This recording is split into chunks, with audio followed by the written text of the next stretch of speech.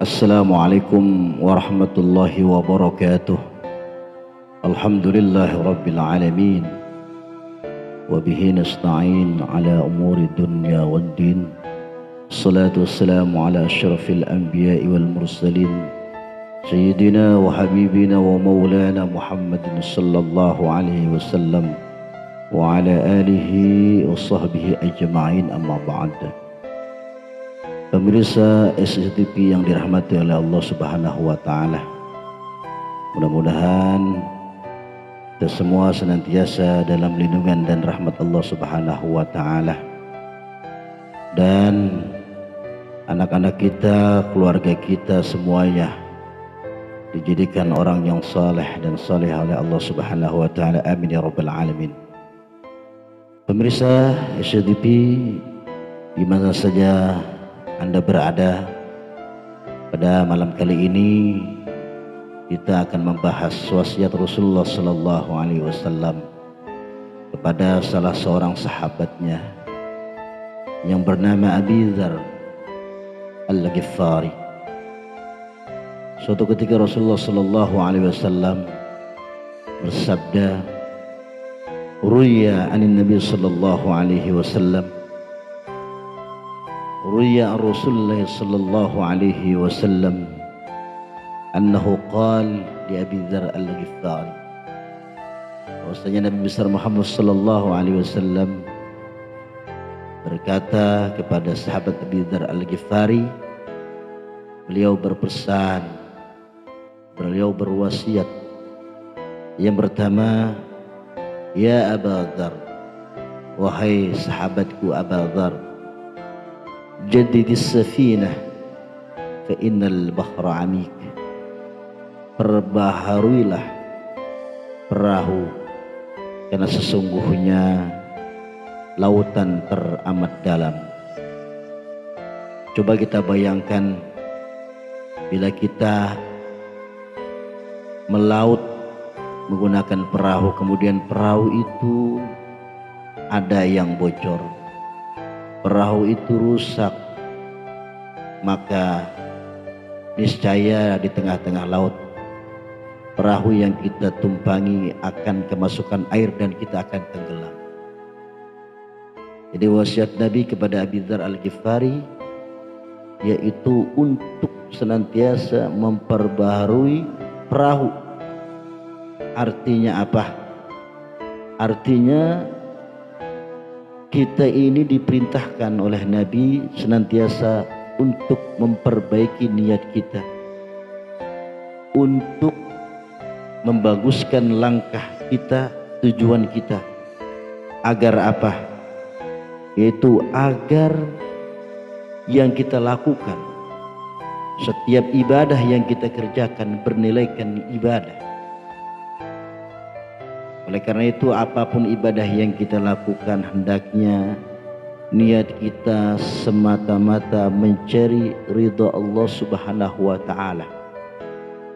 Kita niat beribadah mencari sanjungan orang lain, kita bersedekah supaya kita dikatakan orang yang kaya, maka ini kita keluar dari niat yang bagus. Oleh karena itu, apapun ibadah yang kita lakukan, baik itu ibadah mahdhah maupun ibadah ghair mahdhah, hendaknya kita luruskan niat kita. Hal ini juga senada dengan hadis Rasulullah sallallahu alaihi wasallam yang mengatakan, innamal a'malu binniyat. Sesungguhnya amal kita ini tergantung kepada niatnya. Hadirin kaum muslimin, pemirsa SCTV yang dirahmati oleh Allah Subhanahu wa Ta'ala. Kemudian wasiat Rasulullah yang kedua pada sahabat Abi Dzar Al-Ghifari, beliau mengatakan, ya Aba Dzar, wa khudhiz zad kamilan fa inna as-safara ba'idun. Wahai Aba Dzar, ambillah bekal yang cukup, ambillah bekal yang banyak. Sesungguhnya perjalanan teramat jauh. Artinya apa? Setelah kita hidup di dunia, kita akan menuju alam selanjutnya. Ada alam barzah setelah kehidupan dunia, kemudian alam mahsyar dan lain sebagainya.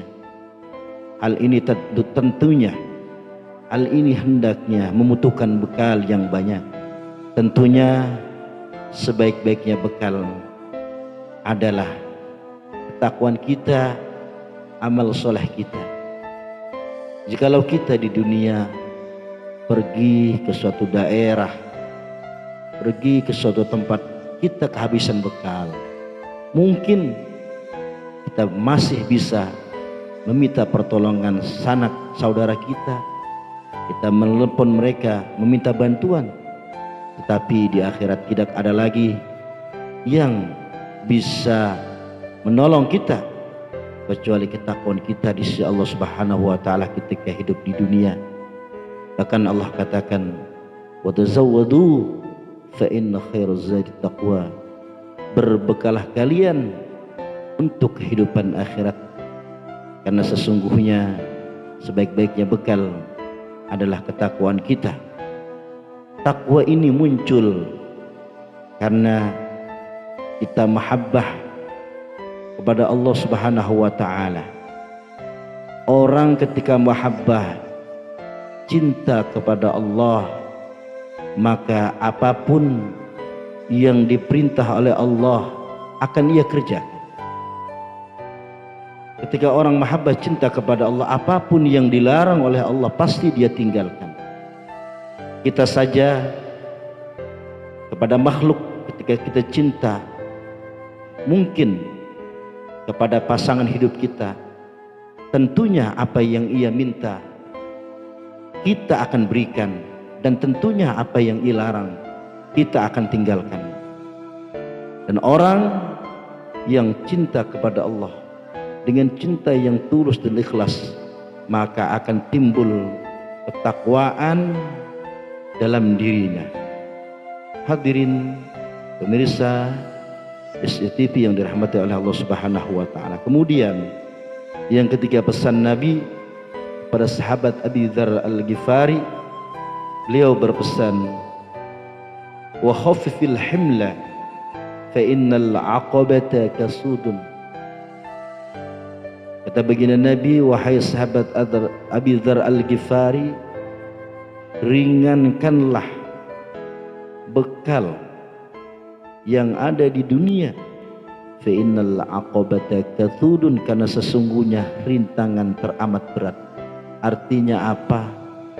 Kita jangan terlalu cinta kepada dunia sehingga kita melupakan akhirat.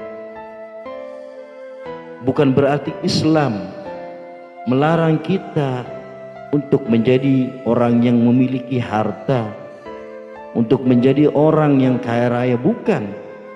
Tapi kekayaan atau harta dunia yang kita miliki hendaknya kita tasarrufkan untuk kepentingan ibadah kita, untuk bekal ibadah kita.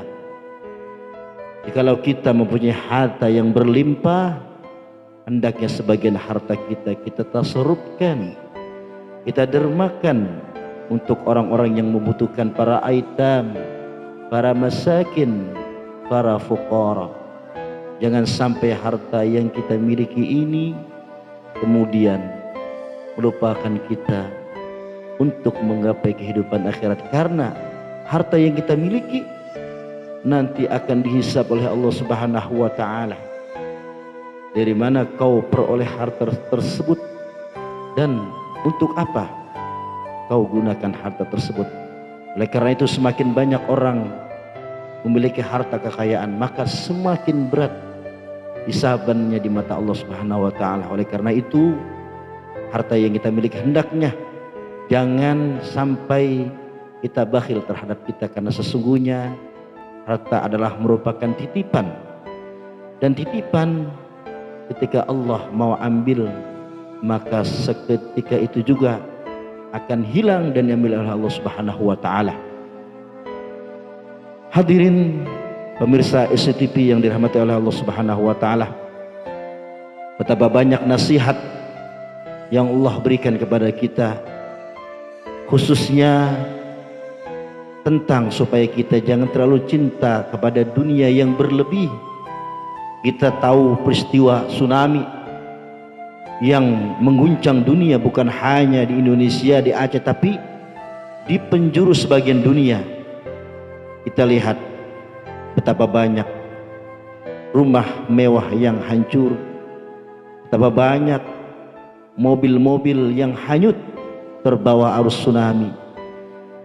Allah jikalau ingin mengambil apa yang kita titipkan, maka sekejap mata harta yang kita miliki, harta yang kita punya akan sirna. Oleh karena itu kita memohon kepada Allah, mudah-mudahan harta yang kita miliki menjadi harta yang barokah. Harta yang kita miliki mudah-mudahan kita bisa tasarrufkan untuk kepentingan agama Islam. Apalagi harta yang kita miliki sebagian kita wakafkan untuk kepentingan umat Islam, sarana masjid, musalla, majlis ta'lim, dan sarana-sarana ibadah yang lainnya. Maka selama harta yang kita sedekahkan untuk kepentingan umum, untuk kemaslahatan umum, itu digunakan, ya, musolah yang kita sumbang digunakan untuk sholat, majlis taklim yang kita sumbang masih dipakai anak-anak untuk mengajar, ya, untuk mengaji, maka selama itu pula harta yang kita tasarrufkan akan sampai kepada kita walaupun kita sudah meninggal dunia. Allah berfirman dalam ayat Al-Quran, ma indakum yanfad wa ma indallahi baq. Apa yang ada di sisi kalian akan hilang dan sirna. Wa ma indallahi baq, dan apa yang ada di sisi Allah maka akan kekal, maka akan kita nikmati. Harta yang kita sedekahkan, tasarrufkan, maka di sisi Allah kekal dan akan kita nikmati di akhirat nanti. Hadirin kaum muslimin, pemirsa SCTV yang dirahmati oleh Allah Subhanahu wa taala. Kemudian pesan Nabi, wasiat Nabi yang keempat kepada sahabat Abi Dzar Al-Ghifari, beliau mengatakan, wa akhlisil amal fa innan naqida basirun.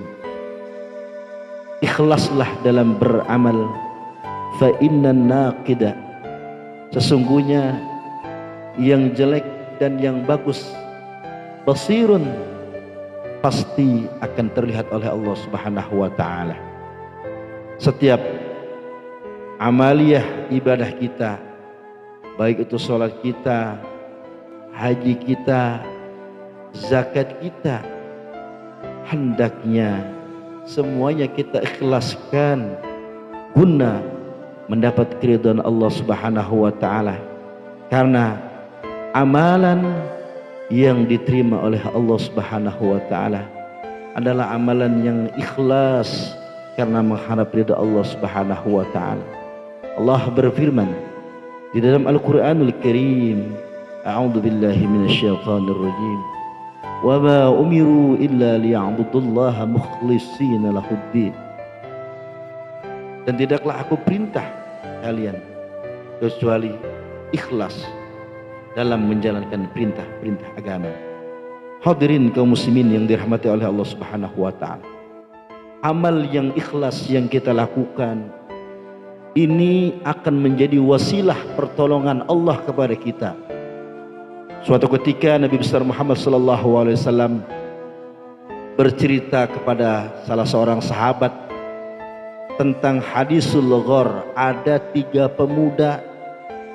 Ketika 3 pemuda ini masuk ke dalam gua, kemudian tiba-tiba pemuda tersebut merasa sesak napas. Ternyata gua tersebut tertutup oleh batu yang sangat besar. Akhirnya 3 pemuda tersebut berwasilah dengan amal soleh yang mereka lakukan. Pemuda pertama berwasilah dengan amal ibadah. Beliau mengatakan dan berdoa kepada Allah, ya Allah, saya mempunyai orang tua yang sakit. Saya urusin orang tua saya. Orang tua saya makan di tempat tidur, buang air di tempat tidur, saya cebokin, saya bersihkan orang tua saya. Jikalau memang amalan ini saya lakukan ikhlas karena Engkau ya Allah, membantu orang tua saya, mengurusi orang tua saya, tolong ya Allah berikan saya keselamatan supaya dinding gua yang tertutup dengan batu ini bisa terbuka kembali. Akhirnya pemuda tersebut dengan izin Allah bertawassul dengan amal soleh yang mereka lakukan.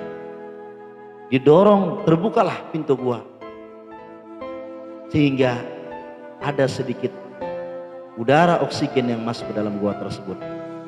Kemudian pemuda yang kedua bertawassul dengan amal soleh yang dia lakukan. Ya Allah, saya suatu ketika demam cinta dengan anak paman saya yang cantik luar biasa. Paman saya nggak tahu, saya sering memberikan hadiah, memberikan uang. Suatu ketika anak paman saya yang cantik rupawan jelita, saya pengen pegang tangannya, nggak boleh, haram, kita belum sah. Nah, akhirnya saya tidak berani memegang anak paman saya yang cantik jelita tersebut. Tetapi walaupun dia menolak untuk dipegang tangannya karena belum muhrim, pemuda tersebut tetap memberikan, mendermakan hartanya, memberikan uang kepada wanita tersebut. Ya Allah, jikalau amal saya ini termasuk amal yang ikhlas, memberikan sesuatu terhadap anaknya paman saya, ya Allah tolong bukakan penutup gua ini. Akhirnya apa? Pemuda yang kedua dengan izin Allah bertawassul dengan amal soleh yang ia lakukan, didorong pintu gua, akhirnya terbuka gua tersebut, semakin banyak oksigen udara yang masuk ke dalam gua tersebut. Hadirin pemirsa SCTV yang dirahmati oleh Allah Subhanahu wa taala. Kemudian yang ketiga, pemuda yang ketiga bertawassul dengan amal soleh yang ia buat, yang pernah ia lakukan. Suatu ketika ada karyawannya kerja, ini mempunyai upah sebokor biji gabah, ya serantang biji gabah. Tiba-tiba karyawan ini pergi entah kemana, menghilang, sampai akhirnya orang tersebut, gabah tersebut ditanam akhirnya menjadi padi.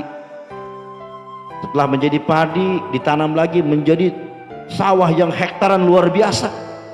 Setelah itu dikembangkan lagi sawah tersebut untuk membeli seekor sapi, ya. Kemudian sapi itu berkembang menjadi ratusan ekor. Tiba-tiba ketika sapinya sudah banyak, tiba-tiba karyawan buruh yang kerja di tempat beliau ini menagih upah. Wahai majikanku, dulu aku pernah kerja kepada engkau, aku ingin minta upah serantang gabah yang pernah engkau berikan kepadaku. Kata pemuda tersebut, maaf tuan, maaf karyawanku, gabah itu sudah tidak ada, coba kau pergi ke area sebelah, itu adalah hartamu. Ketika dilihat, ini bukan gabah wahai majikanku, itu sapi. Akhirnya cerita, sang majikan cerita, itu adalah berawal dari gabah yang satu rantang aku tanam di sawah menjadi padi, beras, kemudian aku buat modal.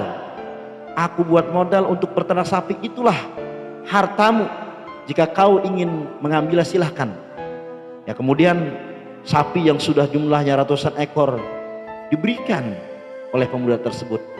Akhirnya pemuda tersebut berdoa, ya Allah, apabila apa yang aku lakukan terhadap karyawanku itu termasuk amal ikhlasku, maka tolong ya Allah, bukakan pintu gua yang menutup dinding,